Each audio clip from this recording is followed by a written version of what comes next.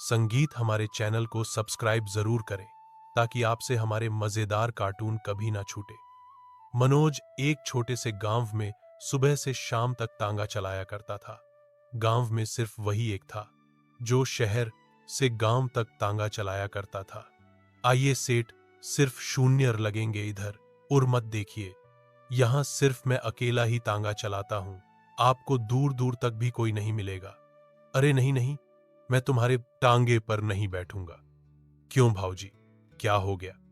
मैं आपको बड़े आराम से गांव पहुंचा दूंगा। अरे इतना ज्यादा किराया मांग रहे हो? तुम शून्य तो बहुत होते हैं, 1 घंटा लगता है। साहब, यहां से गांव पहुंचने में और फिर लौटने में 1 घंटा। अब सोचिए, 2 घंटे के शून्य ही तो मांग रहा हूं। मैं आपसे देखो कुछ कम करो तो मैं तुम्हारे टांगे पर बैठूंगा। हाँ ठीक है साहब, आप 80 दे देना। देखो मैं ज्यादा बहस करता नहीं हूं, मेरे पास 50 है। तुम चलो तो ठीक है, वरना रहने दो। नहीं सेठ, इतने कम में तो नहीं ले जा पाऊंगा। सेठ सोचता है, अरे कोई बात नहीं, जान दो, इसे 80 दे देता हूं, वरना पैदल गांव तक जाते जाते मेरा तो दम निकलने लगेगा। मनोज के पास इसी तरह रोज के शून्य हो जाते थे। आज भी शून्य ही यह शून्य ना हो गए। मेरे लिए तो एक रेखा हो गई, जैसे इससे ज्यादा तो मैं कर ही नहीं सकता। 300 में से रोज 100 का तो यह मेरा घोड़ा खा जाता है। अब शून्य में मैं अपना कब तक चलाऊंगा?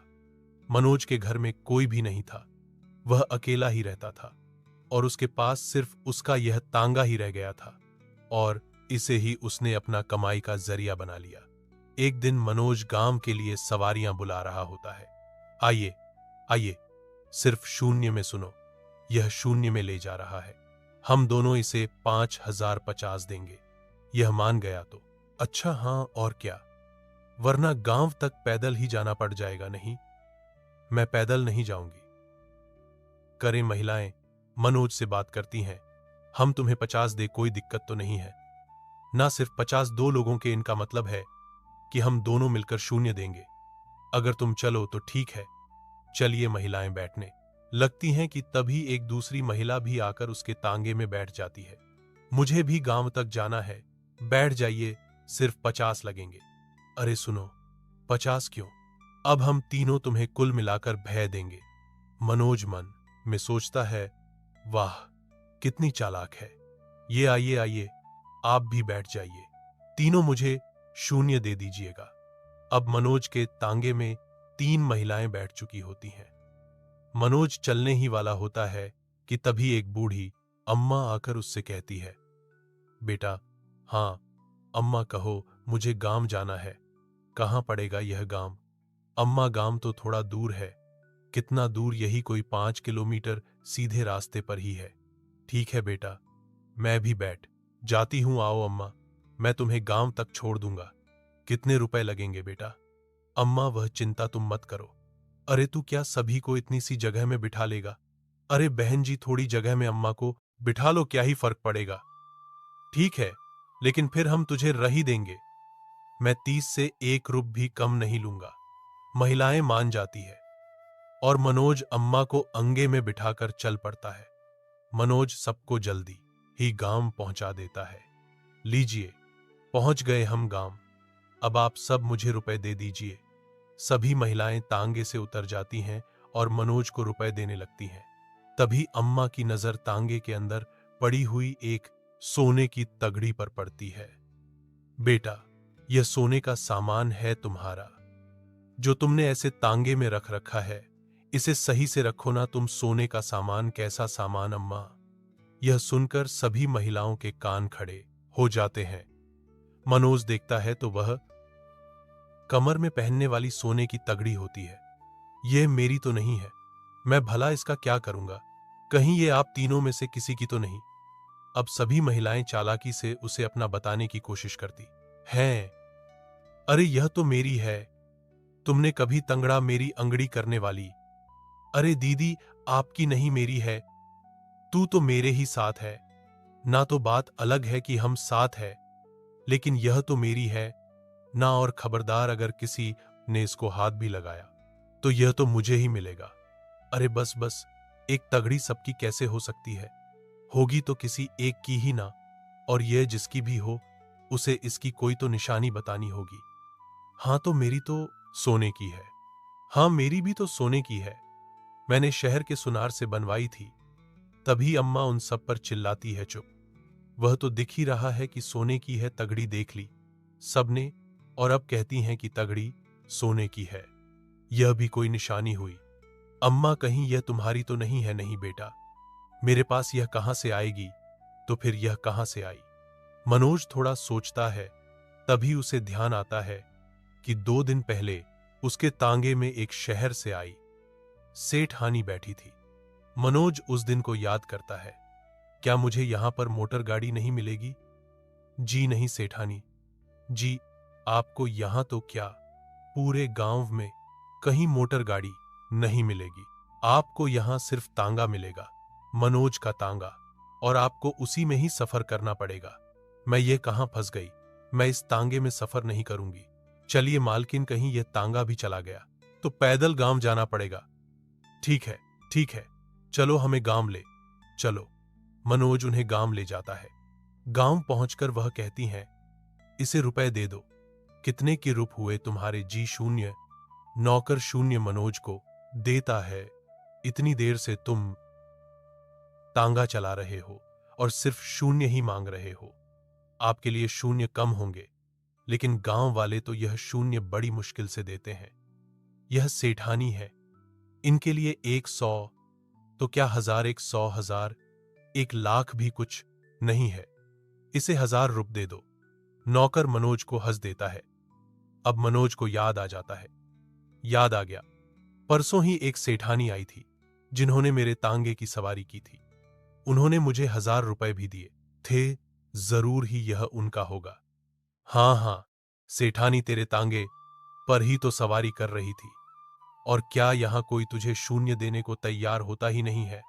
और कोई सेठानी क्या तुझे 1000 रुपए देकर तेरे तांगे पर सवारी करेगी? सोना देखकर अच्छे अच्छों का मन डोल जाता है। यह भी लालची हो गया है, इसलिए झूठ बोल रहा है। नहीं नहीं, मेरा यकीन कीजिए, मैं सच बोल रहा हूं। अरे ठीक है, अगर यह झूठ बोल रहा है तो तुम इसकी कुछ पहचान बता दो, सबूत दे दो और यह ले लो। लेकिन मैं कोई झूठ नहीं बोल रहा। तीनों महिलाएं सोचती हैं कि तगड़ी कहीं उनके हाथ से निकल ना जाए, इसलिए जो मिल रहा है वही लेने को वह राजी हो जाती हैं। ठीक है, हम इसे किसी सुनार को बेच देते हैं। जो भी रुपए मिलेंगे वह हम तीनों में बांट लेंगे। नहीं नहीं, मुझे यह तरीका सही नहीं लगता। मुझे इससे बेहतर तरीका मालूम है। कैसा तरीका? अम्मा, मैं अपने बेटे को बुलाती हूं, वह इसका समाधान जरूर निकाल लेगा। क्यों, तुम्हारा बेटा कोई सुनार है क्या, या फिर कोई जादूगर जो जादू से बता देगा कि यह किसका है? यह तो तुम्हें उससे मिलकर ही पता चलेगा। चलो हम सब मेरे बेटे के पास चलते हैं। सभी महिलाएं राजी हो जाती हैं और मनोज सभी को अम्मा के बताए रास्ते पर लेकर चल पड़ता है। अम्मा जहां र ना हो बता देना। हाँ हाँ, चलाते रहो बेटा, अब तो यह तांगा सही जगह ही रुकेगा। आखिरकार अम्मा पुलिस स्टेशन के सामने मनोज को रुकने को बोलती है। अब बस यही रोकते। बेटा पागल हो गई है बुढ़िया, यह कहां रुकवा दिया? अरे पुलिस वालों को पता चल गया तो कुछ नहीं मिलेगा हमें, और क्या फिर यह वो पुलिस वाला ले जाएगा? मैं तो कहती हूं कि हम तीनों इसे लेकर चलते हैं। अरे अरे, थोड़ा रुको तो। क्या रुके, हम तो चले। अम्मा की बात सुनिए। अरे रुक जाओ, तुम तीनों, मेरा बेटा पुलिस में है। अगर एक आवाज लगा दी तो वह तुम तीनों से अच्छे से पूछताछ करेगा। इतना सुनते ही तीनों महिलाएं घबरा जाती हैं। क्या आपका बेटा पुलिस वाला है? और नहीं तो क्या, मैं यहां तुम्हें सैर कराने लाई हूं। चलो अंदर, अब पुलिस वाले ही बताएंगे कि यह सोने की तगड़ी किसकी। तभी अंदर से पुलिस वाला आ जाता है और अपनी मां को देखते ही बोलता है, मां, आप यहां क्या कर रहे हो बेटा? इन सबको इस लड़के के तांगे में एक सोने की तगड़ी मिली है और यह तीनों कह रही हैं कि वह इनकी है। अब तू ही बता कि यह किसकी है। रुकिए, आप तीनों यहीं पर। पुलिस वाले की बात सुनते ही तीनों महिलाएं वहीं रुक जाती हैं। लाओ वो तगड़ी मुझे दिखाओ। ये देखो भैया, ये है वो तगड़ी। मुझे लगता है परसों ही एक सेठ मेरे तांगे में बैठी थी। यह उन्हीं की होगी जो उनसे भूल से गिर गई होगी, लेकिन मैं तो जानता नहीं वह है कहाँ जो उनसे पूछ सकूं कि यह उनकी है या नहीं। तुम्हें किसी से पूछने की जरूरत नहीं है। इस तगड़ी के गुम होने की शिकायत आई है हमारे पास। यह शहर की एक रईस महिला का है और उन्होंने हमें बताया था कि उन्होंने तांगे पर सफर किया था, जिसके बाद से उनकी तगड़ी गुम हो चुकी है। मुझे भी यही लगा था भैया। मैं भी अम्मा से यही कह रहा था। इसमें मेरी कोई गलती नहीं है। यह तीनों कह रही थी कि यह इनकी है। हाँ बेटा, अब पूछो इन तीनों से कि ये किसकी है। नहीं नहीं, यह मेरी नहीं है। मैंने तो ऐसी संगीत तंगड़ा नहीं है। मुझे तो बड़ी देर हो रही है, मुझे घर जाना है। अब हम सब घर जा रहे हैं। आगे से आप तीनों ऐसी गलती नहीं कीजिएगा। इसे चोरी बोलते हैं। अगर आगे से आप लोग ऐसा करेंगे तो मैं आप लोगों के खिलाफ शिकायत दर्ज कर लूंगा। जो चीज आपकी नहीं है उसे अपना ना बताएं। चलिए जाइए। अब आप सब अभी महिलाएं वहां से चली जाती हैं। मैं भी घर चलता हूं भैया। अब आप यह सेठानी जी को दे दीजिएगा। अरे तुम कहां जा रहे हो, जरा रुको। मेरी कोई गलती नहीं है भैया। मैंने चोरी नहीं की, ना जाने कैसे उनकी यह तगड़ी मेरे तांगे में रह गई। अगर मुझे पहले पता चल जाता तो मैं यहीं आकर आपको दे देता, लेकिन मुझे पता ही नहीं था। तुम घबरा क्यों रहे हो? तुमने तो सच बोला है कि यह तुम्हारी नहीं है। हाँ, यह अच्छा लड़का है। अच्छा है तो इसको इनाम भी तो मिलना चाहिए। यह लो शून्य। मनोज चौंक जाता है। यह किस लिए भैया जी? यह सेठानी जी की तरफ से है। उनका कहना था कि जो भी उनकी तगड़ी वापस लाकर दे उसे शून्य का इनाम दे। वैसे भी यह हार करीब 1 लाख का है। अगर वह इसे पाने के लिए शून्य खर्च कर रहे हैं तो ज्यादा नहीं है। और यह तो तुम्हारा इनाम हुआ। तुम रख लो इसे। देखा बेटा, तुम्हारी अच्छाई का फल है। हाँ, देख लिया मैंने।